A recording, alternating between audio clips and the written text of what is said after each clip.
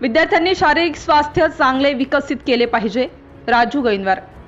भद्रावती येथील नुकत्याच Surya coaching classes तर्फे इंडोर स्टेडियम भद्रावती येथे 1.5 महिन्यापासून समर कॅम्प शिबिरचे आयोजन करण्यात आले होते।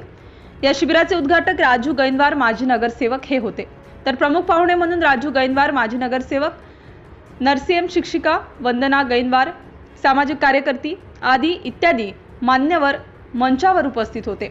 सर्वप्रथम स्वर्गीय निळकंठराव शिंदे माजी आमदार व सचिव भद्रावती शिक्षण संस्था भद्रावती यांच्या प्रतिमेला पूजा अर्चा व माल्यार्पण करून कार्यक्रमाला सुरुवात करण्यात आली। डॉक्टर विवेक शिंदे अध्यक्ष भद्रावती शिक्षण संस्था भद्रावती, डॉक्टर प्राध्यापक कार्तिक शिंदे संस्थेचे सचिव, डॉक्टर प्राध्यापक विशाल शिंदे संस्थेचे सदस्य यांच्या मार्गदर्शनात शिबिर व पुढील कार्यक्रम घेण्यात आले।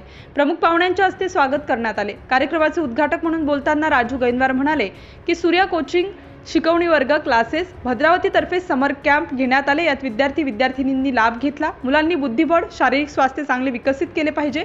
या शिबिरामध्ये पोहणे, कराटे, मराठी इंग्रजी टीचिंग करणे, मराठी व्याकरण, विविध खेळ, स्वाक्षरी, अचूक लिहिणे, बोलणे, वाचणे इत्यादींमध्ये शिकवण्यात आले। विद्यार्थ्यांनी बुद्धीचा विकास केला पाहिजे, स्पर्धा परीक्षेत भाग घेतला पाहिजे, विशेष तज्ञ डॉक्टरांचा स्वास्थ्यासाठी सल्ला घेतला पाहिजे।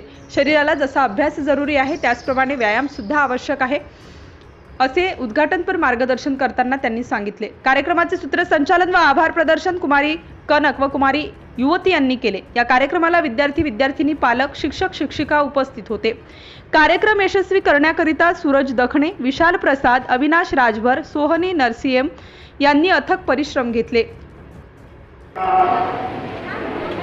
आपण वर्षभर शैक्षणिक सत्र, अभ्यास, परीक्षा आणि शाळा त्या व्यतिरिक्त आपण काहीतरी केलं पाहिजे बा। शैक्षणिक सत्र झाल्या मुलांनी शिक्षण असेल या 2 महिन्यामध्ये विद्यार्थी आपले मोठे डिपार्टमेंट बनवतात त्यांना काहीतरी मार्गदर्शन म्हणून क्लासेसनी असं ठरवलं की विद्यार्थ्यांना गायडन्स केलं पाहिजे।